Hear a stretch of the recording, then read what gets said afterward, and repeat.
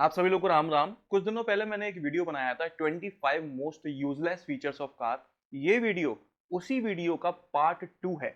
In case अगर आपने अभी तक पार्ट 1 नहीं देखा है तो यहाँ ऊपर उसकी लिंक आ रही होगी, वो आप देख सकते हो। इनकेस अगर लिंक नहीं आ रही है तो डिस्क्रिप्शन बॉक्स में जाके आप उस वीडियो को देख सकते हैं, या नॉर्मली आप सर्च करके मेरे चैनल पर उसको देख सकते हैं। उस वीडियो में मैं आपको 12 फीचर्स के बारे में बता चुका था। अब 25 में से जो बचे 13 फीचर्स हैं उनके बारे में बताता हूं। तो 13th फीचर है इलेक्ट्रॉनिक पार्किंग ब्रेक। सुनने में काफी प्रीमियम लगता है कि हाँ भाई, वो हैंड ब्रेक जो है उसे साला पकड़ के खींचना नहीं पड़ेगा, एक बटन होगा, उसे दबा दो, पार्किंग ब्रेक लग जाएंगे। दबा दो, पार्किंग ब्रेक हट जाएंगे। कितना सिंपल है यार, कन्वीनियंट यूजफुल है। जिस दिन आपको पता चलेगा ना कि इस इलेक्ट्रॉनिक पार्किंग ब्रेक में कितने लूप होल्स हैं, वो सारी कन्वीनियंस ही है ना, रफू चक्कर खा के उड़ जाएगी कहीं। आपके कंट्रोल यूनिट में, वायरिंग में, फ्यूज में बैटरी डेड हो जाए या फिर हल्का सा कचरा फंस जाए, किसी भी तरह से वो इलेक्ट्रॉनिक पावर जो है वो सप्लाई होना बंद हो जाए, तो ये इलेक्ट्रॉनिक पार्किंग ब्रेक काम करना बंद कर देता है। अगर ब्रेक्स लगे हुए हैं तो हटाना मुश्किल हो जाएगा, और नहीं लगे हैं तो लगाना मुश्किल हो जाएगा। इतनी ज्यादा दिक्कतें हैं इस इलेक्ट्रॉनिक पार्किंग ब्रेक में। ये कंप्लीटली डिपेंड करता है इलेक्ट्रॉनिक पावर पे, और ये पावर जाने के कई सारे रीजंस हो सकते हैं। कुछ गाड़ियों में इलेक्ट्रॉनिक पार्किंग ब्रेक के साथ में मैनुअल रिलीज सिस्टम भी दिया जाता है कि इनकेस कभी ऐसी परिस्थिति फंस जाती है कि ईपीबी काम करना बंद कर देता है, तो आप मैनुअली लगे हुए ब्रेक को हटा सको या ब्रेक लगा सको। अब भाई बात यहां आती है कि अगर आपको मैनुअल रिलीज सिस्टम देना ही पड़ रहा है तो आप ईपीबी क्यों ही दे रहे हो? कस्टमर की जेब से पैसे ढीले क्यों ही कर रहे हो? मैनुअली दे दो ना, एक डंडा ही तो है, क्यों उसको हटाना है? लगे रहने दो या लगा यार। दूसरा इस फीचर के साथ दिक्कत यह है कि जो लोग आमतौर पे इंक्लाइंस पर अपनी गाड़ी चलाते हैं, पहाड़ों पर चलाते हैं या चलाने वाले हैं, उनके लिए हैंड ब्रेक्स ज्यादा कन्वीनियंट होते हैं कंपेरेटिवली ईपीवी के। एटलीस्ट ये मैं कह सकता हूं कि शुरुआती तौर पर तो होते हैं।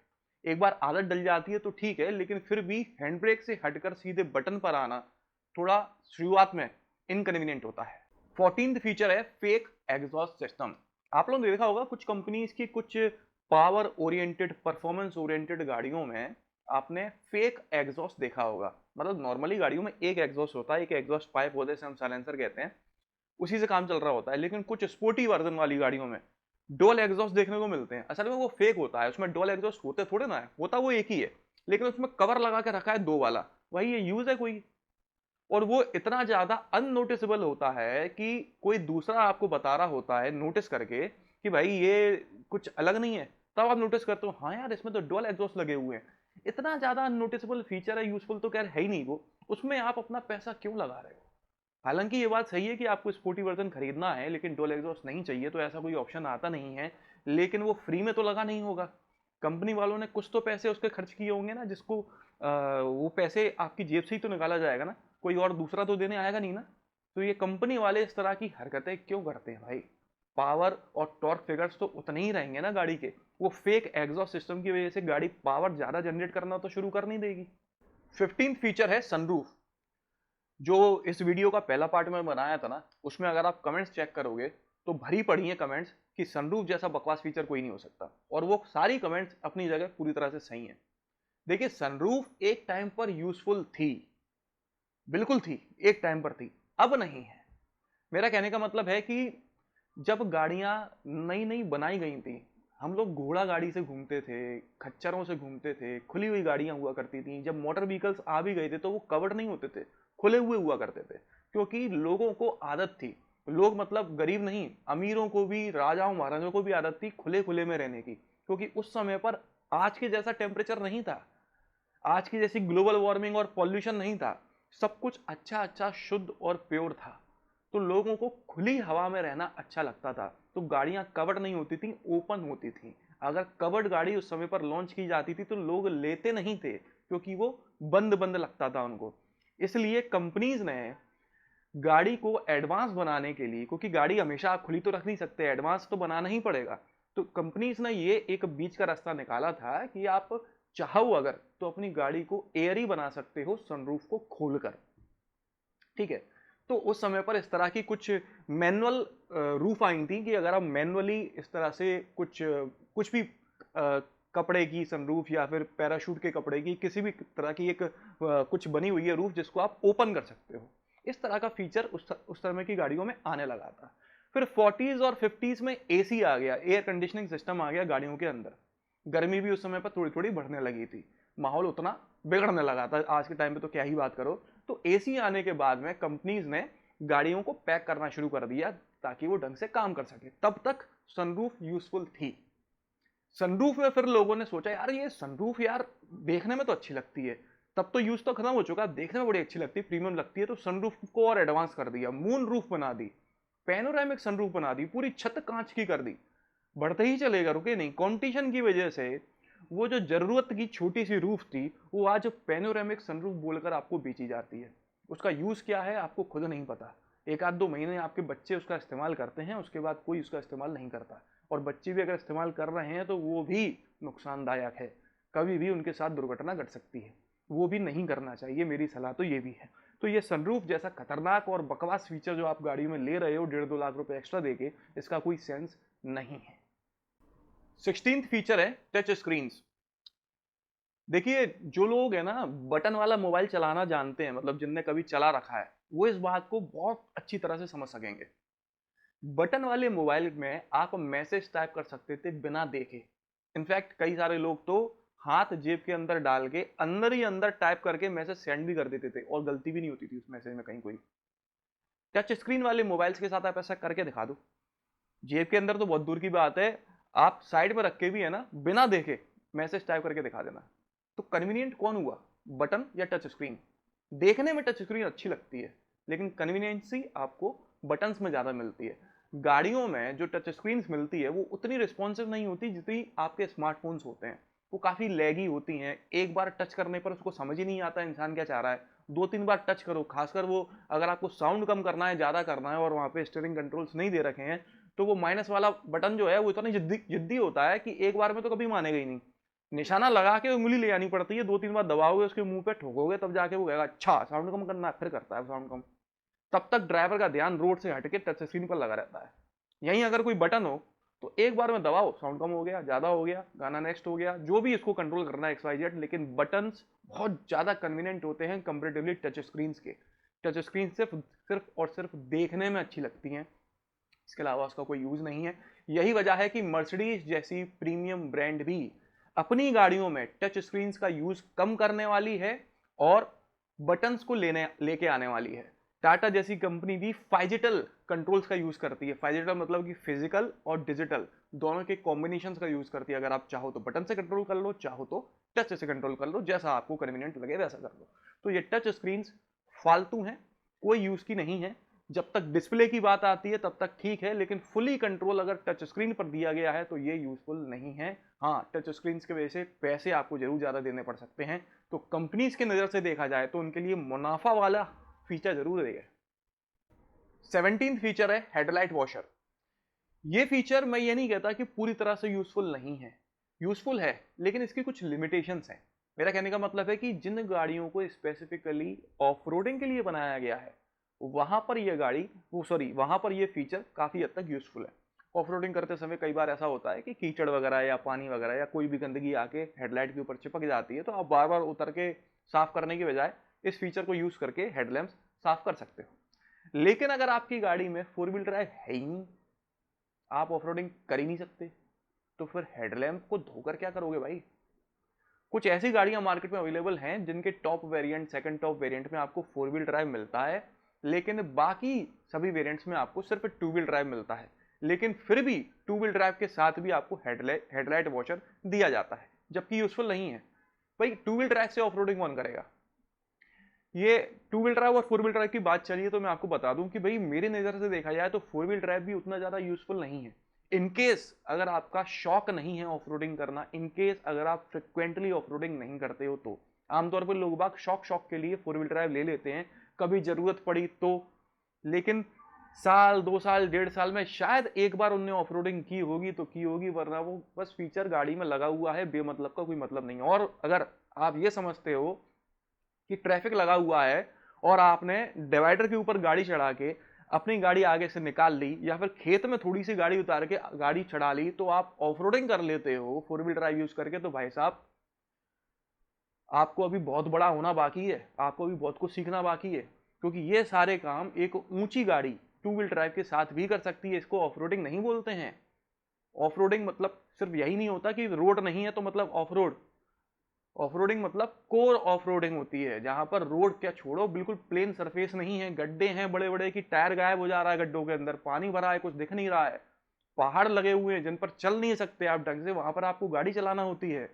और ऐसा नहीं है कि आपकी गाड़ी में 4 व्हील ड्राइव है तो आप ऑफ रोडिंग कर सकते हो। आप ऑफ रोडिंग नहीं कर सकते हो, आपकी गाड़ी ऑफ रोडिंग कर सकती है।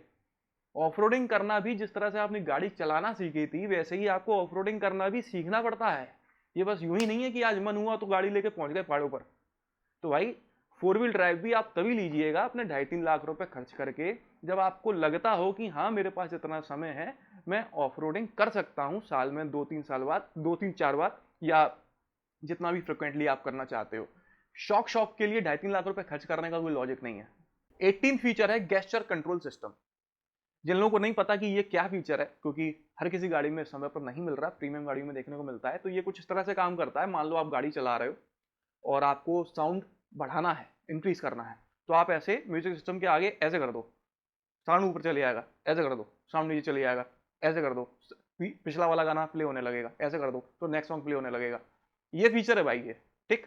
अब मेरा ये कहना है कि भाई मैं अगर गाड़ी चला रहा हूं तो ये स्टीयरिंग मेरे हाथ में है, ये मेरे दोनों अंगूठे फ्री हैं और वहीं पर सारे कंट्रोल्स हैं जिससे मैं पूरा म्यूजिक सिस्टम, पूरा एमआईडी कंट्रोल कर सकता हूं। तो मैं अपना एक हाथ हटा के ये तितली क्यों उड़ाऊंगा। और दूसरा ये है कि चलो मेरा मन है अगल बगल के लोगों को बैठे दिखाने का कि मेरी गाड़ी में ये भी है, तो वो एक बार में सुनता भी नहीं है। चाहे कोई भी प्रीमियम गाड़ी हो, उसके सामने ऐसे ऐसे करते रह जाना तुम, वो 4-5 बार बाद समझेगा अच्छा अच्छा साउंड कम करना था, ओके, तब वो साउंड कम करेगा। उल्टा आपकी बेइज्जती करवा देता है। तो 3-4 बार आप यूज करने के बाद में आपको लगता है कि भाई ये ऐसे करके बेइज्जती कराने से अच्छा है चुपचाप ये बटन दे रखे हैं उसको यूज कर लेते हैं। तो इस तरह का फीचर मोस्ट यूजलेस फीचर है, बकवास है, कोई यूज नहीं है इस फीचर का। 19 फीचर है सनग्लास होल्डर। ये यूजफुल है या नहीं है ये तो आप डिसाइड करो। मैं बस आपको एक फैक्ट बताना चाहता हूं कि आज तक आपने कितनी गाड़ियों में सनग्लास होल्डर में सनग्लास रखे देख लिए। देखो अगर आप सनग्लास लगाते हो तो आप अच्छे ही सनग्लास लगाते होगे, मैं कह रहा हूं चलो 100-200 वाले भी लगाते हो, तो उसके साथ भी एक कवर आता है, उसके अंदर एक छोटा सा कपड़ा होता है। तो जब भी आप सनग्लास लगाते हो उस कवर के अंदर रख देते हो, और वो कवर कभी भी सनग्लास होल्डर में नहीं होता। वो कवर या तो डैशबोर्ड में डला होता है ग्लब बॉक्स में, या फिर जो आर्मरेस्ट के अंदर स्टोरेज होता है उसके अंदर डला होता है, या फिर गियर बॉक्स के बगल में जो स्टोरेज छोटा सा होता है ओपन, वहां पर रखा हुआ होता है। वो कभी भी सनग्लास होल्डर में नहीं होता। सनग्लास होल्डर में पता है क्या होता है, पार्किंग की पर्ची। अगर आपने फास्टैग चिपका नहीं रखा है विंडशील्ड में तो फास्टैग रखा होगा, खुले पैसे रखे होंगे, सिक्के रखे होंगे, कभी सनग्लास होल्डर नहीं रखा, सॉरी सनग्लास नहीं रखा होगा आपने सनग्लास होल्डर में।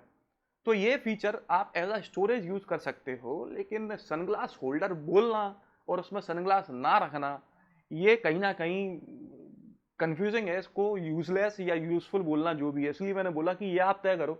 लेकिन ये चीज मैंने नोटिस करी है हर जगह कि सनग्लास होल्डर को कभी भी सनग्लास होल्डर की तरह यूज नहीं किया गया है। 20th फीचर है DRLs, day time running lights. देखिए मैं मानता हूं कि डीआरएल्स देखने में अच्छी लगती हैं, गाड़ी को एक प्रीमियम टच देती हैं, लेकिन हम बात यहाँ कोई टच वच करने की नहीं कर रहे हैं, हम बात कर रहे हैं यूजफुल है या नहीं है। तो डीआरएल्स यूजफुल नहीं है। देखिए नॉर्डिक कंट्रीज में 60s और 70s के टाइम पर ठंडों के समय इतना अंधेरा हुआ करता था कि विजिबिलिटी को इंप्रूव करने के लिए वहां की ऑटोमोबाइल ब्रांड्स ने इस फीचर को इन्वेंट किया था कि कोई एक ऐसी लाइट लगाई जाए जो आंखों में चुभे भी नहीं और विजिबिलिटी को इंप्रूव करे। तो डीआरएल्स इन्वेंट हुई।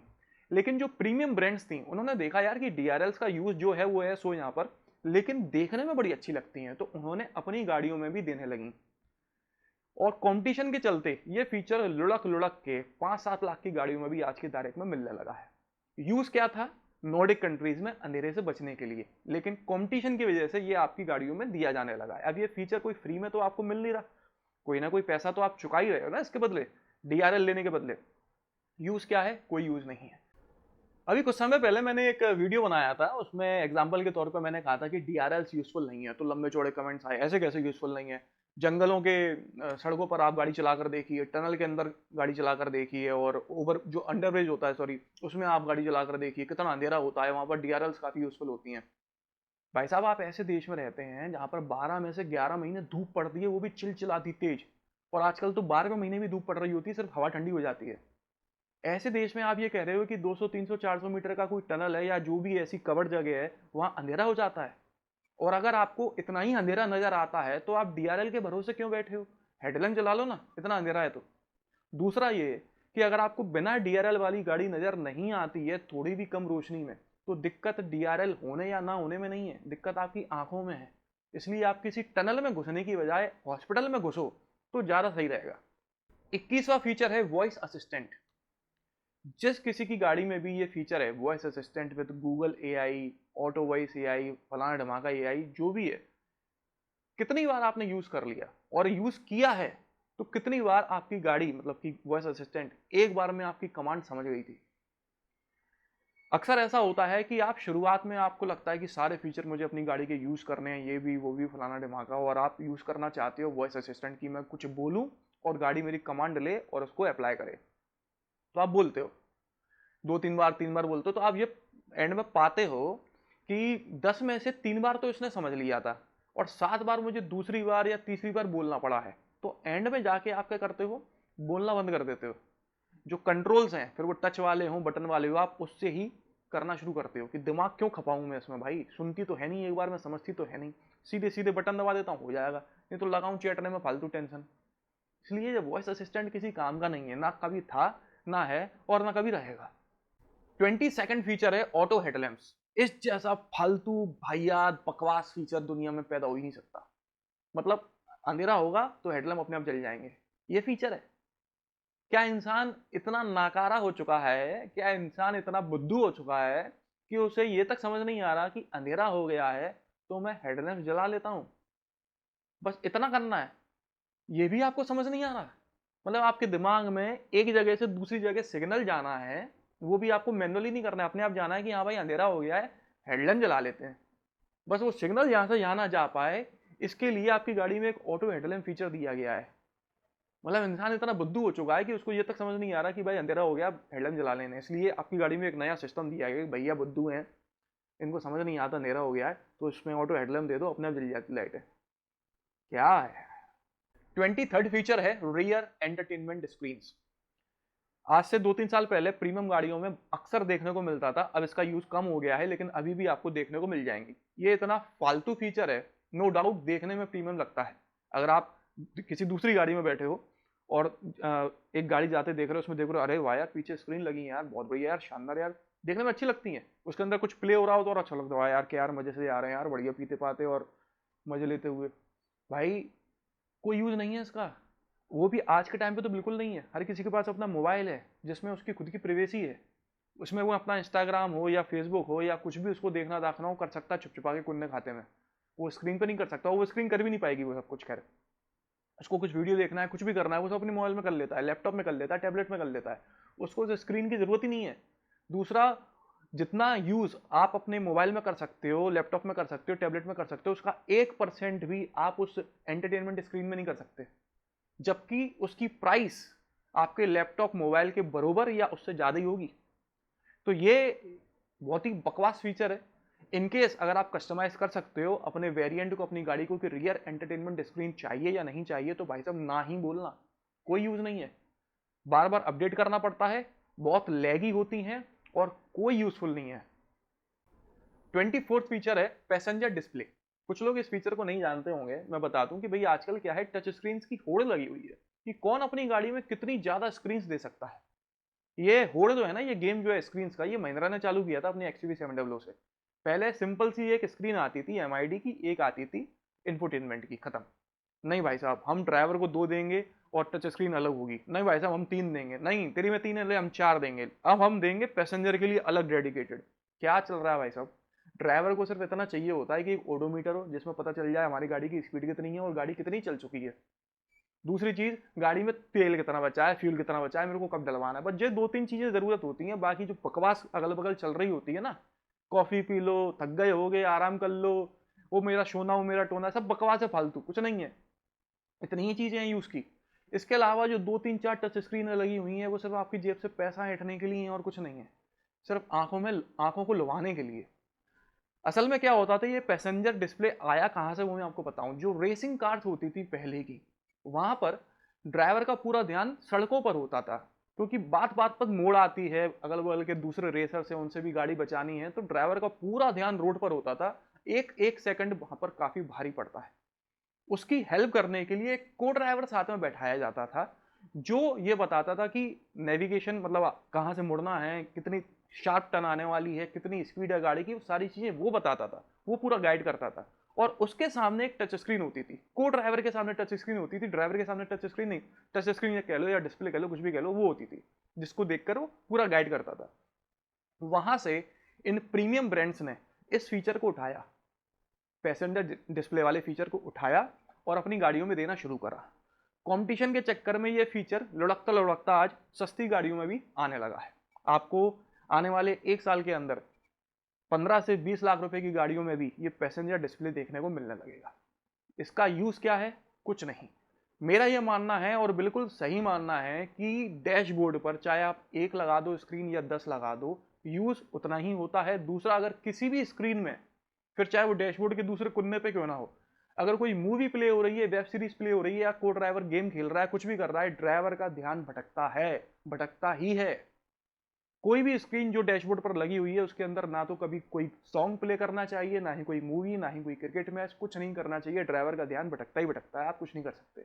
इनफैक्ट यूरो एनकैप ने पब्लिकली ये भी अनाउंस कर दिया है कि जिन गाड़ियों में कम टच स्क्रीन यूज की जाएंगी, कम डिस्प्ले यूज किए जाएंगे, हम उनको ज्यादा रेटिंग्स दिया करेंगे, क्योंकि ये एक्सीडेंट होने के पीछे के जो कलेश हैं, जो पैदा होने का जो जड़ है, रूट है, वो यहीं से निकल के आता है कि ड्राइवर का ध्यान रोड से हटना, और उसके पीछे कोई भी कारण रहा हो। तो ये टच स्क्रीन बहुत बड़ा कारण है, डिस्प्ले बहुत बड़ा कारण है रोड से ध्यान हटने का। 25th फीचर है हीटेड स्टीयरिंग व्हील। ये फीचर यूजफुल है, बहुत यूजफुल है, लेकिन इंडिया में नहीं है। इंडिया में आप कितनी भी ठंड पड़ने वाली जगह पर चले जाना, वहां पर भी ये फीचर यूजफुल नहीं है। कई देश ऐसे हैं वहां पर बर्फ इतनी ज्यादा पड़ती है कि गाड़ी के अंदर घुसना ही दुश्वार हो जाता है, वहां पर हीटेड स्टीयरिंग काफी मदद करती है चीजों को थोड़ा ईज करने में। लेकिन इंडिया में जहां पर पहले से ही इतनी गर्मी पड़ रही है, 45 46 47 49 50 53, वहां पर स्टीयरिंग और गर्म कर लो आप, क्या ही मतलब है। तो ये फीचर आपको वैसे तो आमतौर पर ज्यादातर गाड़ियों में नहीं देखने को मिलता, पर कुछ कुछ गाड़ियां हैं जो इसको ऑफर करती हैं। उसका कोई लॉजिक नहीं है ऑफर करने का, बस है वो फीचर है, बस वो कोई यूज नहीं करता। क्यों यूज करेगा यार इतनी गर्मी में हीट, क्यों? तो यही थे वो सारे 25 फीचर्स जो हाल फिलहाल की गाड़ियों में आपको मिलते हैं, लेकिन यूज के रत्तीवर नहीं है, या ये कह लो कि इतने पैसों के बदले मिलते हैं कि वो यूजफुल नहीं लगते।